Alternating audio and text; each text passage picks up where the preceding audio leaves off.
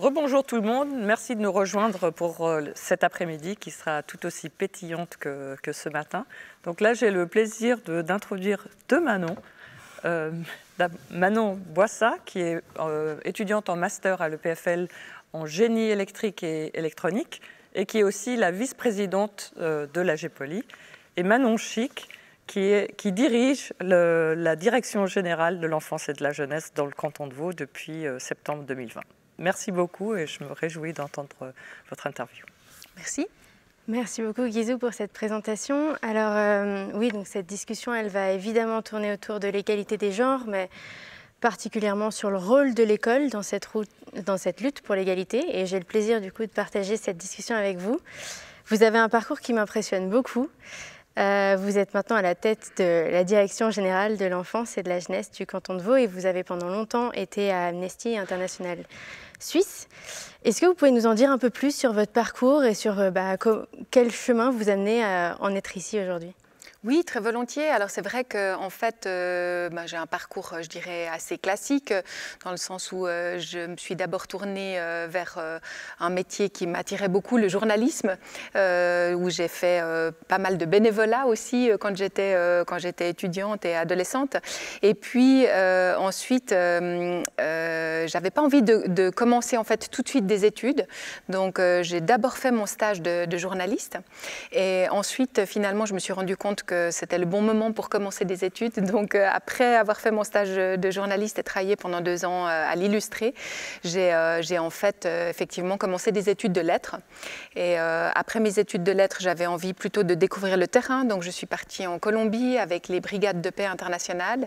Et à mon retour, j'ai été engagée par Amnesty International pour une organisation pour laquelle j'étais déjà bénévole en fait quand j'étais jeune adulte.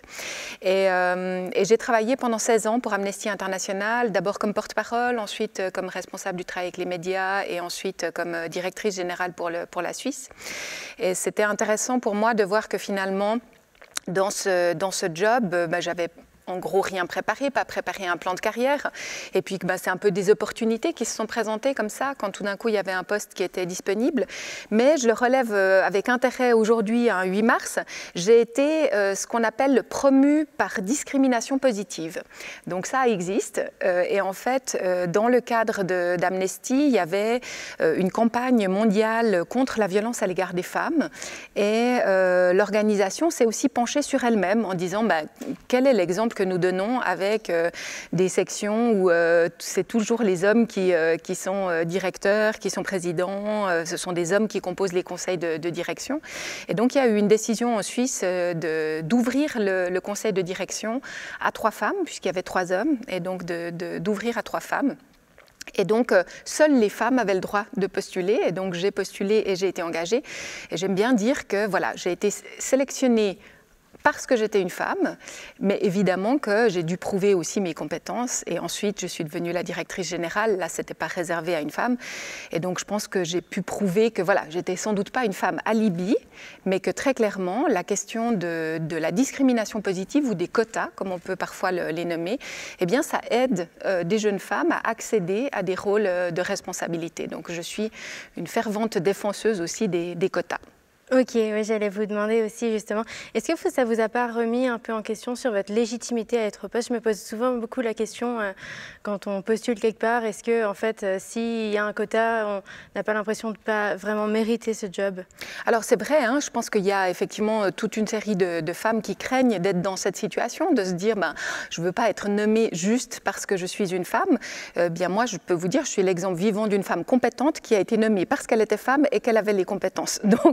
Donc j'estime que en fait, ça fait partie aujourd'hui de la situation qu'on connaît, qui est que encore beaucoup de postes à responsabilité ne sont pas ou très peu accessibles aux femmes, et que finalement les quotas, bien sûr, ils doivent être accompagnés d'un assessment des compétences, mais si les compétences sont là, eh bien c'est important de donner la chance aux femmes, parce qu'on se rend compte qu'en fait on est en train d'imprégner toute la société en mettant des femmes dans un poste ta responsabilité, on montre un autre exemple aux jeunes générations. Et pour moi, c'est important aujourd'hui parce que je me rends compte effectivement que je représente pour certaines femmes, comme pour vous, parfois un modèle de parcours. Et puis, je crois qu'il faut le redire, qu'en fait, ce sont des parcours qui ne sont pas forcément évidents, que parfois on a bénéficié d'une discrimination positive, et puis de dire c'est aussi possible pour les jeunes femmes de se projeter dans un rôle avec des responsabilités. Merci beaucoup. Est-ce qu'il y a quelque chose du coup en termes d'égalité des genres autre qu'effectivement cette discrimination positive qui vous a vraiment frappé dans votre parcours ou dans votre cursus scolaire ? Alors, dans mon cursus scolaire, je dirais, moi j'ai été chanceuse dans le sens où j'estime que j'ai finalement été très peu victime de discrimination parce que j'étais une fille. Ça veut dire on ne m'a jamais limité mes chances, on ne m'a jamais dit ne fais pas ce métier parce que ce n'est pas un métier pour les filles. Donc voilà, on m'a vraiment ouvert le champ des possibles et puis je crois que c'était pour moi important de ne pas me sentir limitée dans ce que je pouvais faire. Après, je suis quand même bien consciente que je suis devenue journaliste et je suis allée dans un domaine qui est, dans des études qui sont très féminines, les études de lettres, et qu'ensuite j'ai choisi de travailler dans le domaine des droits humains ou des organisations humanitaires. On voit qu'il y a énormément de femmes et aujourd'hui je dirige la direction générale de l'enfance et de la jeunesse du canton de Vaud et sur les 270 environ collaborateurs et collaboratrices, il y a à peu près 70% de femmes. Donc je suis restée quand même, je dirais, dans des domaines extrêmement connoté féminin, tout le domaine du travail social, le domaine de l'humanitaire reste encore un domaine dans lequel il y a beaucoup de femmes. Mais de nouveau, comme un peu ce plafond de verre, ça veut dire souvent peu de femmes à la tête de ces organisations ou de ces entités de l'État. Et donc c'est important aujourd'hui, je fais partie des, je crois, 35 ou 36 chefs de service de ce canton, eh bien il y a à peu près un quart de femmes. Donc on voit qu'on est encore vraiment loin de la parité. Oui, justement, nous, on est dans une école justement assez masculine. Qu'est-ce qui fait que les femmes sont peu intéressées par ces métiers quand on voit d'autres cursus comme pour être avocat ou pour être médecin où la parité est assez présente? Qu'est-ce qui bloque dans les sciences ? Alors ça bloque depuis le plus jeune âge. Ça bloque aussi parce que en fait, je pense qu'on répète trop souvent aux jeunes filles que les mathématiques c'est quand même très compliqué, c'est quand même d'abord pour les garçons. On a tendance probablement à plus aider les garçons à étudier les maths. Donc il y a vraiment, je dirais, là un phénomène un peu de société parce que finalement les filles ne sont pas moins bonnes en mathématiques, mais on est dans quelque chose où c'est normal que ce soit plutôt les garçons qui réussissent et que les filles aillent plutôt dans des domaines moins scientifiques, plus dans la relation, dans le social, etc. Donc on voit que là, il y a bien sûr une influence de la société, une influence des parents, il ne faut pas la négliger. Je crois que nous, les femmes, on a un impact aussi sur la façon dont on élève les enfants, les pères également. Donc c'est important ce qu'on veut transmettre comme message à nos enfants. Il n'y a pas que la société, il y a bien sûr aussi les parents. Et puis, petit à petit, on s'est rendu compte que les filles allaient insuffisamment dans ces domaines scientifiques. Donc, il y a eu des journées qui ont été mises sur pied. Par exemple, la journée Oser tous les métiers, qui vise à sensibiliser les filles au fait qu'elles puissent aussi faire des métiers plutôt scientifiques. Et en fait, cette journée a un peu perdu sa raison d'être parce que tout d'un coup, c'est devenu une journée où on a commencé à accompagner son parent ou bien quelqu'un qu'on connaît de sa famille ou quelqu'un d'autre pour découvrir un métier. C'est un peu devenu une journée de découverte de métier, plus forcément vraiment le sens qui était là derrière, qui était on veut montrer aux filles des métiers qui sont des métiers vraiment stéréotypés masculins et on veut leur dire qu'en fait, elles peuvent se projeter dans ce métier. Et ça, c'est vrai que je pense que c'est important de se poser la question, si ce n'est pas par cette journée, comment est-ce qu'on peut faire pour redire aux petites filles qu'en fait, elles ont le droit de se rêver mathématiciennes. Et vraiment, c'est très important. Je vous donne un exemple. À un moment donné, je discutais avec une jeune femme néo-zélandaise qui intervenait beaucoup dans les écoles sur les questions d'égalité en Nouvelle-Zélande. Et puis, elle nous disait, je pose toujours la question aux enfants, qu'est-ce que tu aimerais faire plus tard, aux filles, aux garçons? Et j'essaie de leur montrer comment leurs rêves sont finalement très différents. Et elle leur disait « Est-ce que tu rêves d'être président de Nouvelle-Zélande ?» Et les garçons disaient « Non ». C'était en l'occurrence c'est une première ministre. « Est-ce que tu rêves d'être première ministre de Nouvelle-Zélande ?» Et les garçons disaient non, parce qu'en fait ce poste était occupé par une femme. Et donc ils n'arrivaient pas à se projeter dans ce poste parce que pour eux c'était un poste féminin. Donc c'est pour ça qu'on voit qu'en fait la question de la place des femmes dans des postes à responsabilité, la question de montrer aux enfants des postes occupés par des femmes, des postes occupés par des hommes, ça leur permet de se projeter. Et si c'est un poste qui est en permanence occupé par un homme, eh bien une petite fille aura plus de mal à se projeter dans ce poste. Et du coup, c'est là où l'école joue un grand rôle. Comment est-ce que l'école peut vraiment changer les choses ? Alors l'école joue bien sûr un grand rôle, on a dit tout à l'heure, il y a bien sûr un rôle qui est partagé. Il ne faut pas non plus mettre toute la responsabilité sur l'école, parce que l'école ne peut pas assumer l'éducation de tous les enfants de ce canton, mais elle joue un rôle très important. L'école doit renforcer l'égalité et doit renforcer la possibilité d'ouvrir ce champ des possibles pour les petites filles ou ensuite pour les jeunes filles. Et bien sûr aussi pour les garçons, mais on voit que c'est surtout les filles qui se limitent dans leur choix. Donc en fait, on doit à tout moment, mais déjà au moment de la cour de récréation, travailler avec les enfants sur ce que ça signifie d'être un garçon ou une fille et l'espace qu'on a à disposition. Et il y a une démarche qui est très intéressante qui a été réalisée par notre unité de prévention et de promotion de la santé dans les milieux scolaires. Cette unité a mis sur pied un travail avec les écoles et vraiment les tout petits sur la cour de récréation en disant voilà, vous êtes des chercheurs, des chercheuses, vous devez aller regarder la cour de récréation et puis nous dire ce que vous constatez. Et qu'est-ce qu'on constate ? On constate qu'en fait, l'espace central, une grande partie de l'espace central est occupée par les garçons et que les filles se retrouvent dans les coins de la cour de récréation avec des espaces relativement petits et où elles font des activités qui vont être des activités strictement féminines. C'est-à-dire qu'en fait, il n'y a aucun garçon quasiment qui participe à ce type d'activité de récréation. Et ensuite, on demande aux enfants de réfléchir à comment on pourrait créer une cour de récréation plus égalitaire, où chacun ait la chance de pouvoir de temps en temps accéder au milieu de la cour de récréation, etc. Et c'est très intéressant de travailler avec les enfants vraiment dès qu'ils sont petits, parce qu'en fait, on voit que les stéréotypes, évidemment, ils nous entourent. On est entouré de stéréotypes de la société, de la publicité, de nos enseignants, de nos parents. Et donc, d'être accompagné dans ce travail de réflexion quand on est petit, c'est important. Et surtout, ça ouvre la possibilité de se dire le monde pourrait être en fait différent de ce qu'il est aujourd'hui. Oui, justement, on parle beaucoup de parents, parce qu'au-delà de l'école, il y a les parents. Qu'est-ce qu'on pourrait dire à des jeunes parents qui sont très sensibles à cette thématique et qui, justement, veulent faire bien ? Parce que souvent, c'est pas facile de faire bien et il y a souvent des mini-stéréotypes qui se glissent sans qu'on veuille. C'est pas facile de faire bien et je crois qu'il faut vraiment dire aux parents, leur mettre le moins de pression possible. Parce qu'aujourd'hui, on voit que les défis sont énormes pour les parents. Les parents se mettent une pression monstrueuse. Il y a des parents qui sont en burn-out parental. Donc on voit qu'il y a vraiment aujourd'hui des injonctions qui sont très très fortes. Il faut absolument tout réussir dans l'éducation de ses enfants. Je crois qu'il faut leur dire, essayez d'être le plus aidant possible, le plus bienveillant possible, le plus à l'écoute possible des besoins de votre enfant.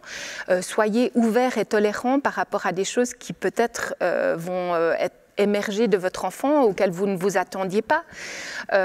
Essayez d'encourager le plus possible votre enfant à faire ce qu'il a envie de faire dans la vie. Et puis, sur la base, je crois, de cette posture-là, ça va être déjà une posture très positive. Et puis, engager son enfant le plus possible à être curieux de ce que font les autres, de pourquoi ils le font et de vraiment pas se limiter par la pensée. Moi, je répète parfois un exemple où je disais à mes parents que quand j'étais petite, je leur disais que je voulais être présidente du monde. Et mes parents ne m'ont jamais dit, qu'il n'y avait pas de président du monde, et deux, qu'en tant que femme, j'avais quasiment aucune chance dans ma vie d'être présidente du monde. Et ils ne m'ont pas dit ça. Ils m'ont dit, oui, bien sûr, c'est une très bonne idée. continue à travailler sérieusement à l'école et un jour tu seras présidente du monde.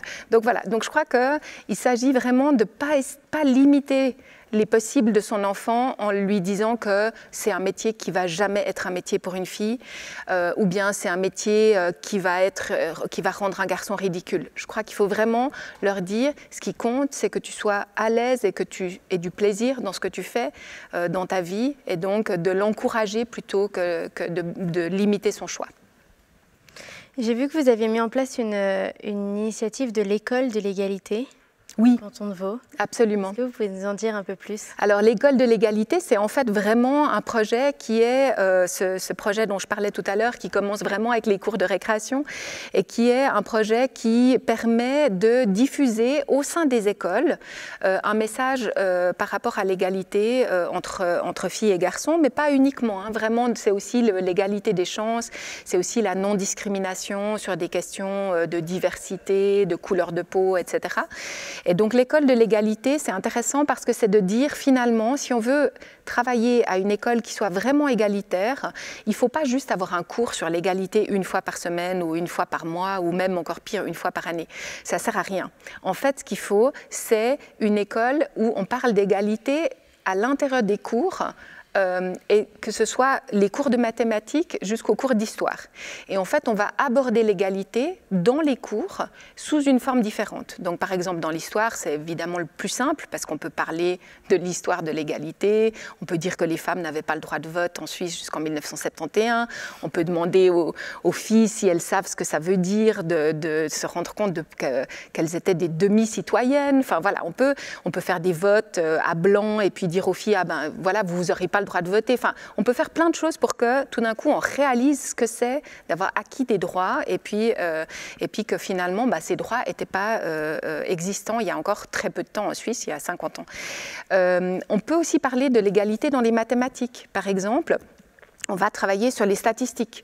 On va travailler sur les statistiques de représentation des femmes au sein des parlements, le Parlement fédéral, les parlements cantonaux, les parlements communaux. Et puis on va faire calculer aux garçons et aux filles combien de temps il faudra jusqu'à ce qu'on atteigne la parité complète. Sachant qu'on progresse de X% par année ou tous les 4 ans, sachant que justement il y a des élections tous les 4 ans, sachant que, etc. À quel moment atteindrons-nous la parité complète? Et donc on peut, en maths, sensibiliser garçons et filles sur les questions d'égalité. Donc je crois qu'il y a vraiment l'idée de cette école de l'égalité, c'est vraiment de dire que ça doit être un thème qui doit être transversal et on doit sensibiliser notamment les enseignants sur le rôle de l'école. Oui, et du coup, est-ce qu'il y a eu des premiers résultats est-ce que vous arrivez à voir si effectivement, dans les comportements des enfants, il y a des changements? Alors, c'est quelque chose qui prend beaucoup de temps. Donc, en fait, on ne peut pas simplement transformer aujourd'hui, du jour au lendemain, les mentalités. Mais moi, ce qui me frappe, c'est de voir, je dirais, si vous me permettez, la jeune génération, ça fait un peu vieille... la vieille qui parle, mais la jeune génération, je trouve vraiment impressionnant de voir à quel point c'est une thématique qui compte pour la jeune génération.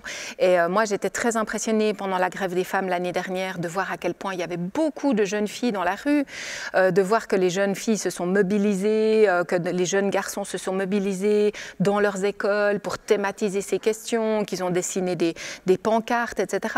Donc je crois qu'en fait, c'est intéressant de voir qu'aujourd'hui, c'est devenu un vrai thème de lutte, de mobilisation, et que probablement que quand on parle d'il y a 10 ans ou 20 ans, ce n'était pas du tout comme ça. Donc je pense qu'il y a quand même un impact. Est-ce que c'est lié à cette école de l'égalité? Je n'en suis pas sûre. Je crois qu'en fait, c'est plutôt quelque chose d'assez traditionnel, qu'on voit que des mouvements émergent, sont tout d'un coup en pointe et puis parfois malheureusement disparaissent. Donc ce qui compte maintenant, c'est de faire que ça ne disparaisse pas, mais que ça reste effectivement à un niveau de mobilisation important. Oui, et je suis toujours impressionnée parce que c'est... Bon, alors je ne suis pas suisse, mais c'est toujours très cantonal. L'école obligatoire est gérée par les cantons. Et c'est assez étrange quand on voit que c'est une thématique qui est vraiment mondiale, la place de la femme dans le monde. Pourquoi est-ce que le Conseil fédéral ne met pas plus son nez dans les affaires de l'école et de l'égalité? Alors, il y a eu un temps où c'était très bien que le Conseil fédéral ne mette pas plus son nez dans les affaires de l'école, parce qu'on avait un Conseil fédéral très très masculin, composé d'hommes assez âgés.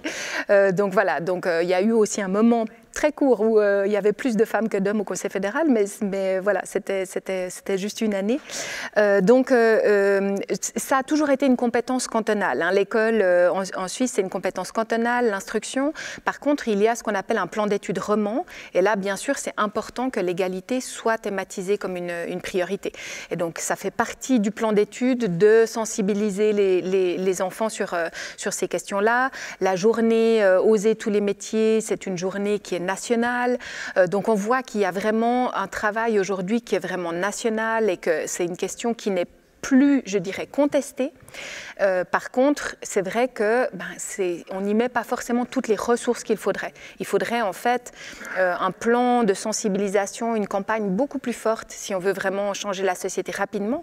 Parce que je rappelle que malgré toute la mobilisation qu'il y a eu, alors cette dernière année, il y a eu une progression du nombre de femmes dans le Parlement fédéral. On est arrivé à 42%, ce qui était du jamais vu, mais que voilà, ça prend énormément de temps d'arriver jusqu'à la parité dans un pays comme la Suisse, où il n'y a pas de quota. Et le seul quota qui a été finalement introduit, c'est un quota dans les conseils d'administration. Mais voilà, ça reste quelque chose d'extrêmement limité. Ce matin, il y a eu la présentation du projet Pay ton EPFL de la commission Collicuity de la GEPOLI, justement. Ce projet, donc, qui regroupe plein de témoignages, c'est un peu un MeToo EPFL.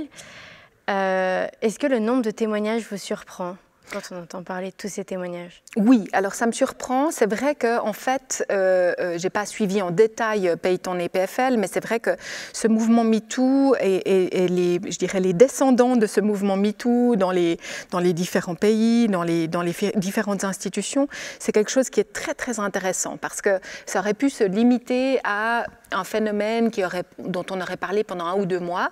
Puis en fait, on voit que dans chaque pays, ça a été décliné selon les priorités dans ce pays.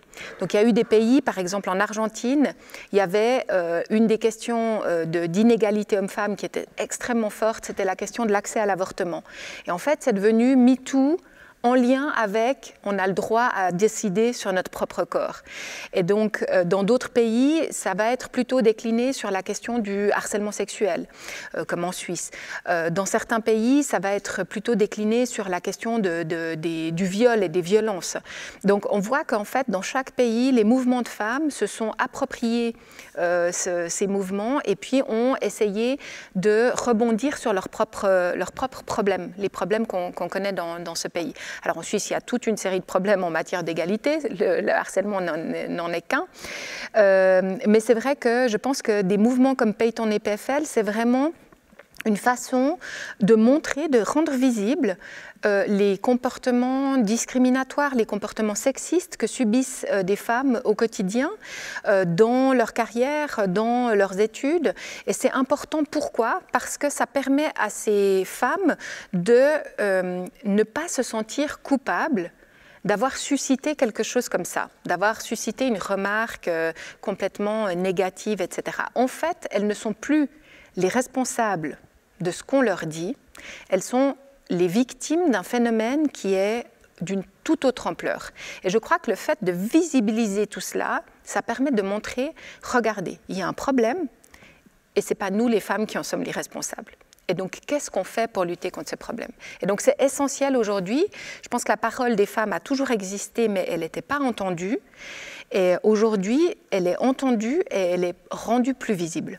Oui, justement, vous, quand vous étiez à l'école, vous aviez eu écho de phénomènes de harcèlement, d'agression sexuelle. Est-ce que ça existait déjà ou est-ce que tout d'un coup, comme on nous le fait croire, oh, maintenant ça arrive? Alors, je ne crois pas que c'est « oh, maintenant ça arrive ». C'est vrai qu'il y avait une attention qui était complètement différentes sur ces questions-là. C'était quelque chose qu'on ne thématisait pas tellement, dont on ne parlait pas tellement entre nous non plus. Je pense que comme toutes les femmes sur cette planète, j'ai été effectivement victime de sifflements désobligeants ou de mains aux fesses parfois. Et finalement, comme beaucoup de femmes, je me suis posé la question de ce que j'avais fait. Je me suis posé la question de est-ce que j'ai mis un pantalon trop moulant? Est-ce que j'ai fait un commentaire désagréable? C'est pour ça que je me fais siffler. Enfin, et en fait, c'est pour ça que c'est important de thématiser ça, pour dire non, ça n'est pas notre responsabilité, c'est un phénomène qui dépasse largement un cas individuel et donc il faut le montrer pour permettre effectivement ensuite de le changer. Oui, justement, la responsabilité, elle est à qui? Parce que nous, on a beaucoup ce problème à l'EPFL de savoir qu'effectivement, il y a des étudiantes et des étudiants qui commettent ce genre d'actes. Et souvent, il est déjà un peu trop tard pour former et faire de la prévention sur ces personnes-là. Est-ce que c'était la famille? Est-ce que c'était l'école obligatoire? Est-ce que c'est en fait le PFL parce que c'est une communauté qui fait ça? Qui est responsable?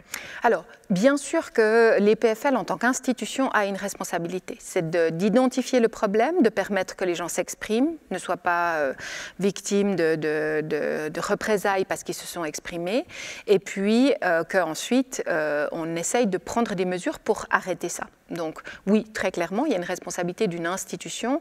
On ne doit pas permettre le harcèlement. Les entreprises doivent prendre des mesures, par exemple, pour interdire le harcèlement. C'est la même chose pour une institution comme les PFL. Donc il y a des mesures que doit prendre une institution ou une entité étatique. Ça, c'est bien sûr une responsabilité première. Après, il y a bien sûr aussi la sensibilisation. Et c'est sûr que c'est quelque chose qui doit commencer même déjà avant les PFL, parce que le harcèlement, il n'attend pas que les gens aient passé la porte de l'EPFL et tout d'un coup on va être soumise à du harcèlement. C'est des comportements qui interviennent déjà bien avant. Et puis il y a un problème en fait en Suisse qui est que beaucoup de jeunes femmes qui subissent du harcèlement, elles vont rarement porter plainte. Parce que en fait, soit on minimise complètement la gravité de ce qui est dit ou ce qui est fait. On se dit oui, bon, mais en même temps, d'accord, il m'a fait ça, j'étais pas consentante, mais est-ce que c'est si grave que ça? Voilà, donc en fait, on relativise la gravité de certains actes. Et puis, il y a aussi le problème, par exemple, alors, notamment sur des questions de violence sexuelle, notamment le viol. On voit qu'en Suisse, actuellement, le code pénal est vraiment un code pénal très obsolète, c'est 1937, la définition du viol dans le code pénal. Donc en fait, on voit qu'on ne peut pas punir un viol entre hommes, ça n'existe pas selon la législation suisse. Et puis, un viol qui sera autre chose qu'une pénétration vaginale sur une femme ne sera pas considéré comme un viol. Et donc, il y a toute une série de violences sexuelles qui vont être simplement punies comme une contrainte sexuelle ou même qui ne vont jamais être punies parce qu'en fait, ce qui se passe, c'est que des jeunes femmes vont, par exemple, subir une relation sexuelle non consentie, peut-être une fois lors d'une soirée un peu arrosée, voilà. Elles vont se sentir coupables, elles ne vont pas oser déposer plainte, elles vont aller au centre d'aide aux victimes qui va les aider en tant que victimes, mais qui va aussi leur dire, vous savez, si vous allez à la police, en fait, eh bien, il y a très peu de chances que ce soit poursuivi. Et donc, qu'est-ce qu'on voit? C'est qu'aujourd'hui, il y a seulement 10% des femmes qui vont à la police quand elles ont subi un acte, une agression sexuelle. On n'est pas en train de parler de la main aux fesses.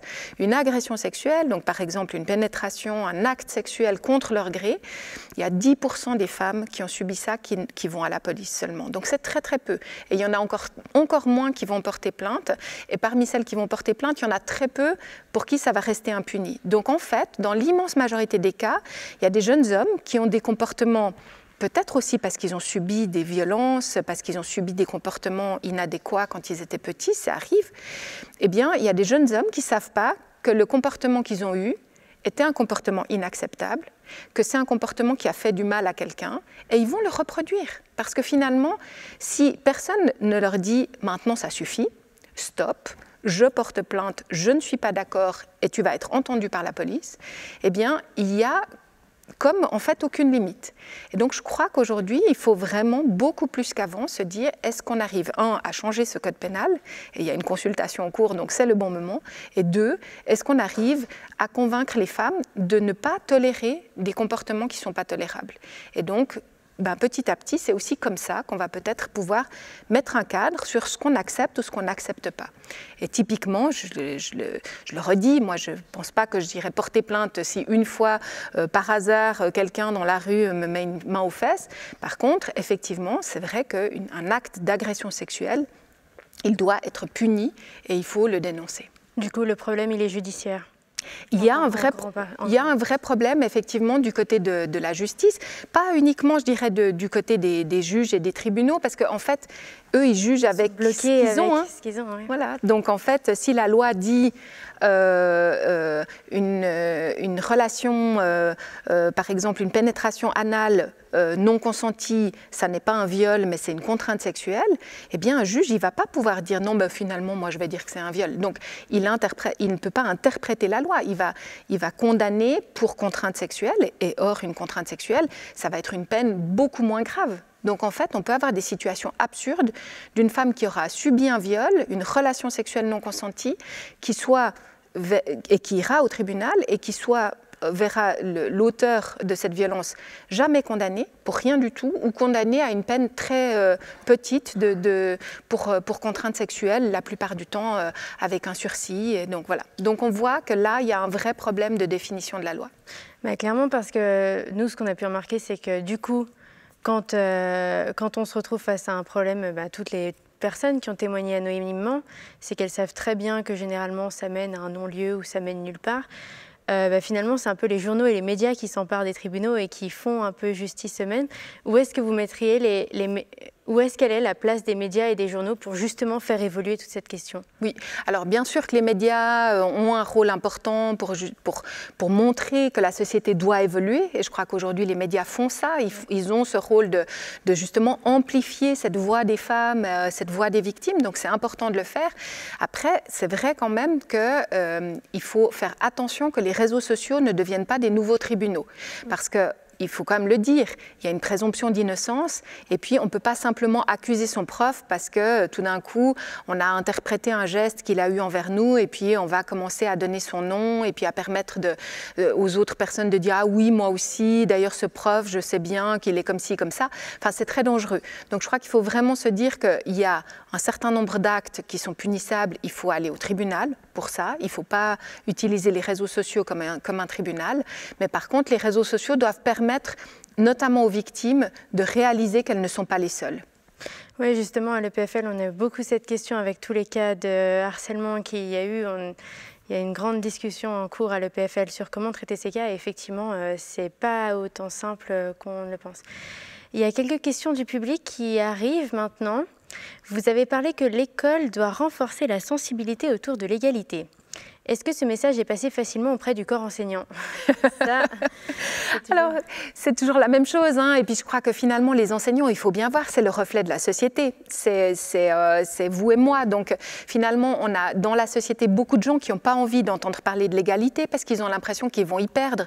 Il y a des gens qui disent « Ah, en tout cas, moi, je ne suis pas féministe, y compris des femmes, parce que je ne veux pas que les hommes y perdent. » C'est pas du tout ça notre discours, c'est pas du tout le discours des féministes, c'est de dire on veut l'égalité et l'égalité elle est importante pour les hommes aussi. Je veux dire les hommes seront heureux le jour où ils vivront dans une société égalitaire où ils n'ont pas besoin de se poser la question est-ce que en fait je suis dans ce poste parce que ça a toujours été des hommes qui sont dans ces postes, est-ce que les femmes ont été exclues d'emblée parce que on voulait pas leur donner de chance, etc. Donc je crois que l'égalité finalement pour les enseignants comme pour le reste de la société c'est quelque chose qui prend du temps à intégrer. Il faut changer ses pratiques, il faut arrêter de dire aux filles tu dois porter un autre t-shirt que ce t-shirt. Enfin, voilà. Et c'est quelque chose qui prend du temps. Et donc moi je ne jette pas la pierre aux enseignants, c'est un travail très très difficile, mais je crois que voilà, on voit qu'il y a certains enseignants et enseignantes qui prennent vraiment cette question très au sérieux, et puis il y en a d'autres pour qui, pour l'instant, c'est encore, voilà, ça les dépasse un peu, et il faut tout un travail de sensibilisation. Il y a une deuxième question, et je suis très d'accord avec cette question. Pensez-vous qu'il serait nécessaire que les parents et les écoles se rencontrent plus fréquemment et activement autour des questions de l'égalité? Je me posais toujours la question, pourquoi on ne fait pas une formation aux parents parfois? C'est une très bonne question. Alors, il faudrait peut-être former les parents, pas uniquement sur la question de l'égalité, mais c'est sûr que Il y a des rencontres qui existent. Il y a notamment aujourd'hui dans les établissements scolaires ce qu'on appelle des conseils d'établissement. Donc ce sont en général des jeunes, mais aussi des enseignants. Et puis il y a des discussions et des dialogues avec les parents. Et je crois que ces espaces, ils sont extrêmement importants parce qu'on voit que parfois, effectivement, ce sont les parents qui bloquent. Donc les enseignants, les enfants sont prêts à avancer. Et puis on voit que les parents vont être extrêmement réticents. Ils vont vouloir que leur enfant ait les meilleures chances. Donc ils vont dire non, non, je ne veux pas qu'on consacre du temps à une discussion sur l'égalité, je veux que mon enfant fasse des mathématiques. Et donc voilà, il va y avoir des blocages, des résistances et il faut travailler aussi avec les parents. Donc là où on a fait des très bonnes expériences, c'est quand il y a des discussions au sein d'un conseil d'établissement avec les jeunes qui sont concernés, qui peuvent du coup s'exprimer et puis les parents peuvent entendre la voix des enfants parce que très souvent on n'entend pas la voix des enfants, on ne leur demande pas ce qu'ils en pensent et souvent ils ont une opinion à exprimer, donc il faut aussi les faire participer.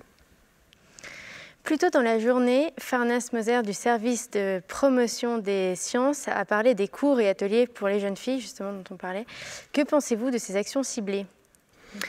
Alors, je crois que les actions ciblées sont toujours bienvenues. Hein. C'est vrai qu'il y a toujours besoin, à un moment donné, si on constate qu'il y a un problème spécifique, c'est bien effectivement de cibler ce problème. Longtemps dans le canton de Vaud ou dans d'autres cantons, on a effectivement constaté que les filles allaient moins que d'autres s'inscrire dans des branches scientifiques. Et du coup, on s'est dit, qu'est-ce qu'on peut faire pour y remédier ? Puis il y a eu tout un plan de mesures qui a été mis sur pied. Aujourd'hui, le canton de Vaud a rendu public notamment des ambassadrices pour les mathématiques. Donc on voit que tout d'un coup, une action ciblée avec des femmes qui s'engagent pour rendre les mathématiques féminines, entre guillemets, c'est-à-dire intéressante pour les femmes et puis que les jeunes filles puissent se projeter aussi comme futures mathématiciennes, on voit que voilà, c'est petit à petit des actions comme ça, très ponctuelles, très ciblées, mais qui vont avoir un impact sur certaines jeunes filles. Peut-être que pour d'autres, ça n'aura aucun impact et il faudra d'autres types d'actions. Donc je ne crois pas qu'on va arriver à l'égalité comme ça par une mesure magique. Je veux dire, aucun pays n'a réussi ça. Donc il faut vraiment toute une série d'actions, il faut qu'elles soient concertées, il faut qu'elles aillent dans le même sens et puis il faut parler à différents types de publics parce qu'on ne parle pas de la même façon à des jeunes filles qui s'intéressent déjà à des carrières scientifiques qu'à des jeunes filles qui se limitent complètement par la pensée et qui se projettent uniquement dans des métiers féminins. Oui, et les jouets d'enfants aussi jouent beaucoup. En génie mécanique, ils font beaucoup de construction et je suis persuadée que c'est parce que j'ai jamais joué au Lego de ma vie que j'en suis là. Une petite dernière question, est-ce que vous voyez quelle serait l'étape suivante pour ce dialogue sur l'égalité dans les écoles? Oui, je me demandais beaucoup quel axe sur lequel il faudrait parier pour être sûr que dans 15 ans, c'est bon, on pourra enfin se considérer comme égaux aux hommes. Alors, je pense qu'il y a, on parlait des actions ciblées, je pense qu'il y a toute une série d'actions qui valent la peine d'être menées. Probablement, vous savez, on fait des fois dans les écoles, on fait la semaine des médias pour sensibiliser les jeunes et je crois que c'est extrêmement important aujourd'hui à qu'est-ce que c'est un média, comment on peut décrypter les messages, etc. Donc, il y a là des semaines de sensibilisation on aborde une question à travers tous les cours. Et je crois qu'en fait, on devrait faire une semaine de l'égalité. On devrait vraiment, à un moment donné, proposer et probablement imposer que tous les établissements travaillent une semaine sur les questions d'égalité, chacun dans sa branche. Donc le prof de maths, de nouveau, sur les questions de statistiques, la prof de géographie sur les discriminations un peu partout dans le monde, la prof de sport va travailler avec les garçons et les filles sur la question du mythe de la force physique, enfin voilà, ou de est-ce que les filles lancent vraiment le ballon moins haut ou moins loin, enfin, et je crois que vraiment, si on travaillait vraiment dans chacun des domaines avec des aspects liés à l'égalité, eh bien probablement on pourrait sensibiliser beaucoup plus au fait qu'aujourd'hui on vit dans une société qui est encore très largement inégalitaire, même si on a une loi sur l'égalité, même si aujourd'hui on a le droit de vote, mais voilà, on pourrait se rendre compte et faire que les garçons et les filles soient conscients de ces inégalités salariales inexplicables, de cette inégalité des chances pour l'accès à des postes à responsabilité. Et je crois que c'est extrêmement important de les aider à décoder le monde dans lequel ils vivent. Merci beaucoup pour cette discussion. Merci beaucoup pour cette journée et joyeuse journée internationale des droits de la femme. Merci beaucoup.